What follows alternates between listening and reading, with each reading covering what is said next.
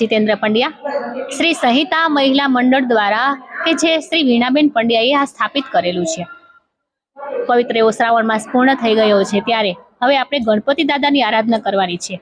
શ્રી વીણાબેન છેલ્લા 10 વર્ષથી જૂનાગઢમાં માટીના ગણપતિ દાદા બનાવવાની એક અલગ જ જ્યોત જગાવતા હતા કે જ્યારે લોકોને પણ ખબર પણ ન હતી, બધા પ્લાસ્ટર ઓફ પેરિસથી ગણપતિ દાદા બનાવતા હતા. ત્યારે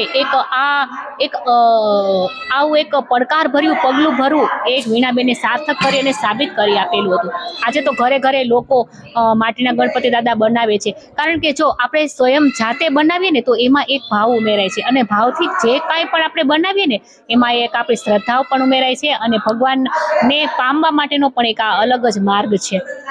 અમારા કારોબારી બહેનોમાં અમારા પ્રમુખ શ્રી ચંદ્રિકાબેન છે, પુષ્પાબેન છે, નિરીક્ષાબેન છે, જયશ્રીબેન, મીનાબેન, એ બધાએ ખૂબ જ જહેમત ઉઠાવી અને એક આ કાર્ય પાર પડ્યું હતું. શ્રી રીટાબેન દવે કે જેઓ દર વર્ષે અમને આ ગણપતિ દાદા બનાવવામાં અમને સેવા આપે છે, કારણ કે શ્રી રીટાબેન દવેએ વીણાબેન પાસેથી જ પ્રેરણા લીધી હતી. અમારું આ કાર્ય વાંજાવાડમાં જે ખડેસર જ્ઞાતિની વાડી છે, જે કિશોરભાઈ પંડ્યા પ્રમુખ છે, તેઓએ અમને આ જગ્યા આપેલી હતી, એ માટે હું એમનો પણ આભાર માનું છું.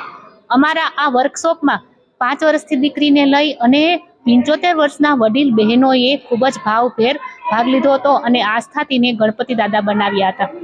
આપણે બીજું તો શું કહીએ કે જે ગણપતિ દાદા હે મંગલ કરતા દેવ, હે વિઘ્ન હરતા દેવ, આ પૃથ્વી પરના સમસ્ત જીવોનું કલ્યાણ કરો, બસ એવી મંગલમય પ્રાર્થના સાથે જય ગણેશ.